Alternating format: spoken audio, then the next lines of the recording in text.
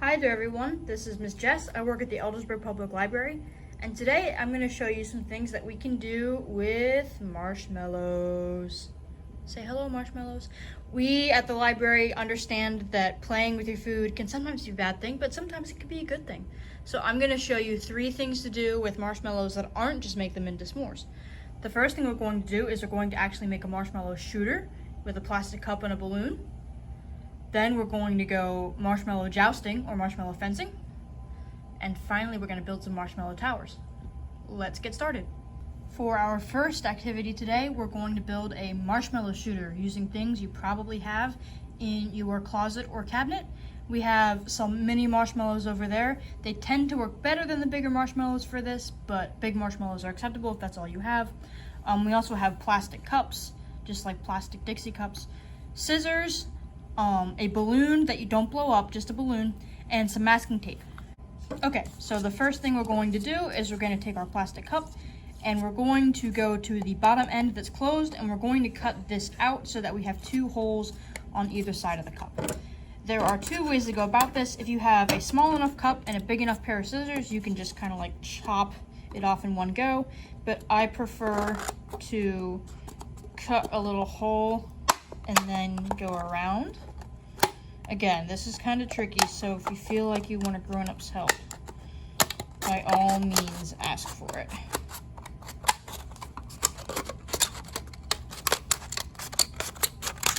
Great, and so now we have this smaller hole here and the larger original hole. Now we'll set that aside. You can get rid of the end, we don't need that anymore. So here's our balloon. This is the skinny end that you tie up, and this is usually the fat end that is filled with air. What we're going to do is we're going to take this end and we are going to snip off about 1/2 inch off the top here. It can be more, but start with a little less. Just kind of snip. It can be kind of tough to cut. No one intended for balloons to be cut in half. So just have some patience with it. There we go.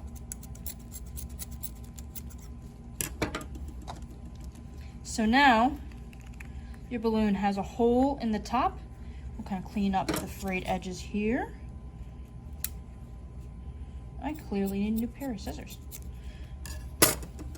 So, this hole that you just created in the balloon is gonna go over this hole you just created in the cup. So you're gonna stretch it over, and it might crinkle the cup a little bit. That's okay, that's not a big deal. Then you'll want to tie the end here, just like you would with any other regular balloon on a normal day. And then, oops, so as you can see, sometimes the balloon will fall off of the cup, and we have a way to fix that. That's why we have the masking tape.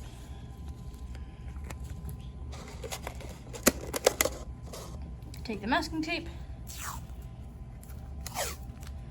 and we just kind of wrap it around all the way around the edge, just so that we don't have any accidents here. And there is our quick little DIY marshmallow shooter, and we're gonna find out how it works. So now that we have our completed shooter, let's load it. With some mini marshmallows. They tend to work better, but if you only have big ones, they'll work too. Try to get them down there into the balloon. All right, ready? Hold it like this with one hand, and you'll pull back on the balloon with this other one. 3, 2, 1.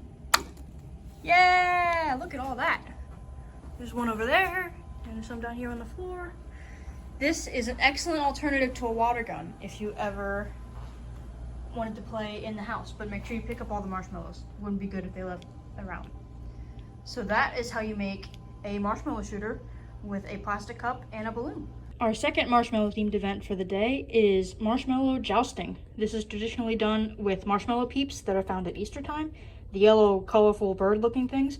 But as it's August and I doubt anyone has those in their house anymore, we're just going to use jumbo, like campfire marshmallows.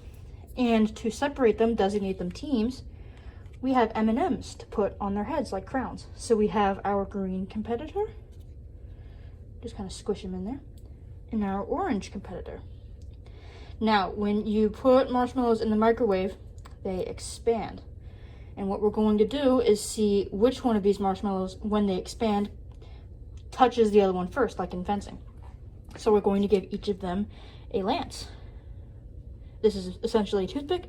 You just poke it on in there. Make sure it's holding up at a high angle like that, because as the marshmallow explodes or expands, the lance will sink and then it won't actually hit anybody.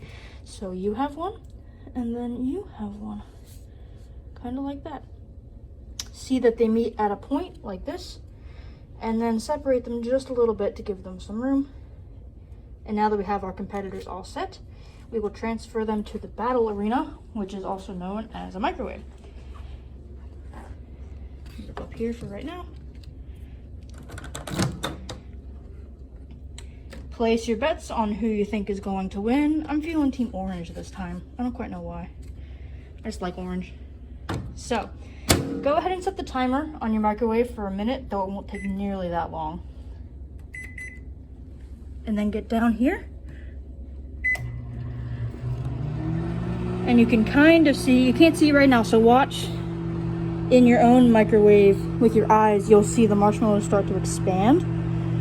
And oh, I think we have a touch. So I'm gonna stop the microwave and look inside. And yep, you see, oh, oh no, there it is. You see how the orange M&M's lance is touching the green ones and the green ones are sticking out? That means our orange M&M is the winner. Our final activity for today is to be building towers out of marshmallows and toothpicks. So here we have some jumbo campfire marshmallows and some toothpicks.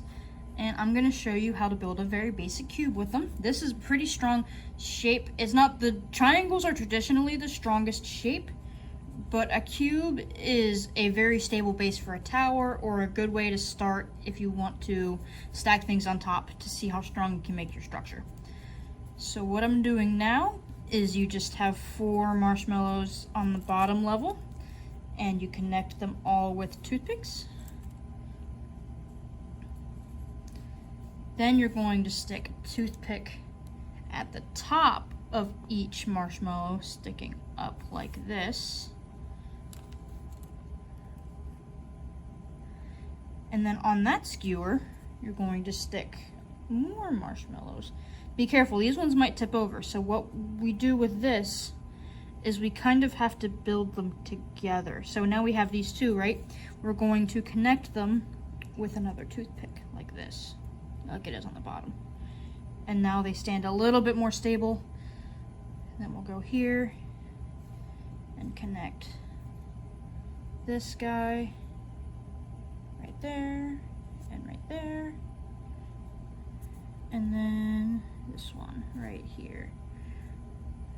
This is again a good base for any tower.